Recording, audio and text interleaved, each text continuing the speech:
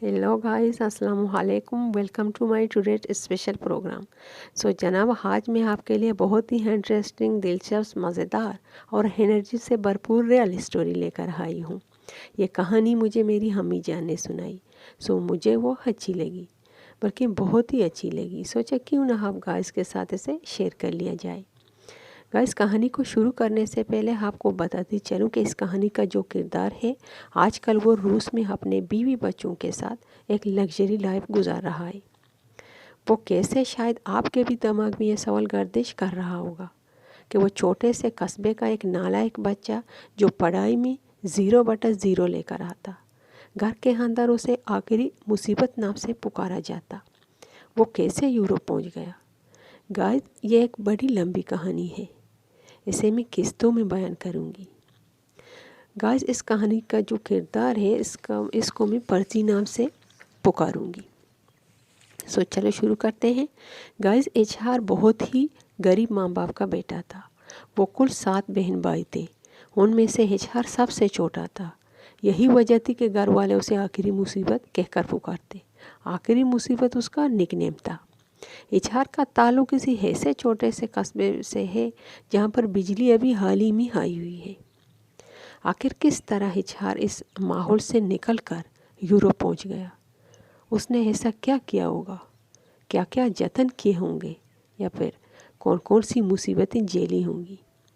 Guys, ये सब जानने के लिए आपको पूरी स्टोरी सुननी होगी, तब जाकर आपको एचआर ने क्या क्या स्ट्रगल किए होंगे मालूम हो जाएगा। गाइस, एचआर से घर में कोई प्यार नहीं करता, बल्कि वो तो बड़े भाइयों की मार खा कर बड़ा हुआ। पढ़ाई में उसका बिल्कुल दिन नहीं लगता, बल्कि उसे तो किताबों से चिढ़ती। वो मजबूरी में स्कूल जाता। वो हर क्लास को 2 दफ़ा पढ़ता। वो इसलिए कि हर साल फेल हो जाता, और उसके फेल होने की वजह कुछ अनोखी थी। पूरी क्लास के अंदर सबसे पहले वही अपना आंसर शीट उस्ताद को थमा देता। वो तो चेक करने के बाद पता चलता कि पूरा क्वेश्चन पेपर वो आंसर शीट में उतार देता। वो किसी की नहीं सुनता, बस अपने हाथ में रहता। उसके दोस्तों की कोई हद नहीं थी। अगर कभी कभार उसके दोस्त सब एक साथ इकट्ठे होते तो पूरी चरदीवारी बच्चों से भर जाती। सारे महल्ले के बच्चे उसके दोस्त बनना चाहते थे। वो रोज़ाना अपने महल्ले के बच्चों के साथ जंगल की सैर को निकल जाता, और जंगल से कभी खाली हाथ नहीं आता। गाइस, उसे उड़ते हुए परिंदे बहुत अच्छे लगते। वो जंगल जाता ही इन्हीं परिंदों की वजह से। घंटों वहाँ पर बैठता ताकि चिड़ियों की माँ घोंसला छोड़ दे, और वो उनके बच्चों में से एक बच्चा उठा लाता, और फिर उन चिड़ियों के बच्चों को माँ बनकर पालता। अपने घर के अंदर मिट्टी से छोटा सा घर उन चिड़ियों के बच्चों के लिए बनाया, अपने दोस्तों के साथ मिलकर उसने बनाया था। चिड़ियों के बच्चों को खुद अपने हाथों से खाना खिलाता। रोज़ाना स्कूल जाने से पहले पहले आज़ान के वक़्त वो जंगल की तरफ निकल जाता, ताकि छोटे मोटे कीड़े मकोड़े वो पकड़ कर लाए और चिड़ियों को खिला दे। ज़रूर आप सोच रहे होंगे कि बस इतना आवारा होने की वजह से ज़रूर उसमें कोई बुरी आदत भी होगी, मगर ऐसा कुछ नहीं था। वो जितना शरारती और शैतान था, इससे कहीं ज़्यादा समझदार और सुलझा हुआ बच्चा था।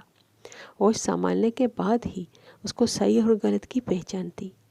इतना आवारा और लफंगा होने के बावजूद उसने कभी कोई गलत काम नहीं किया। वो दोस्तों का दोस्त और दुश्मनों का दुश्मन था। अगर एक इंसान उसके साथ हमदर्दी प्यार से पेश आता तो उसके बदले में उसे अपने कंधों पर उठा लेता। यानी मेरे कहने का मतलब है कि वो बहुत ही मेहरबान और शफीक बच्चा था। इसके बावजूद कि उसे अपने घर में कोई प्यार नहीं करता, मगर वो सब का ख्याल रखता।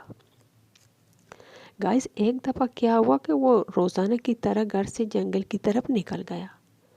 पहले तो वो स्कूल टाइम से पहले पहले आ जाता, मगर उस दिन वो नहीं आया। घर वालों को लगा कि कोई दोस्त वगैरह मिल गया होगा, वहीं पर शायद बैठा होगा और दोपहर तक आ जाएगा।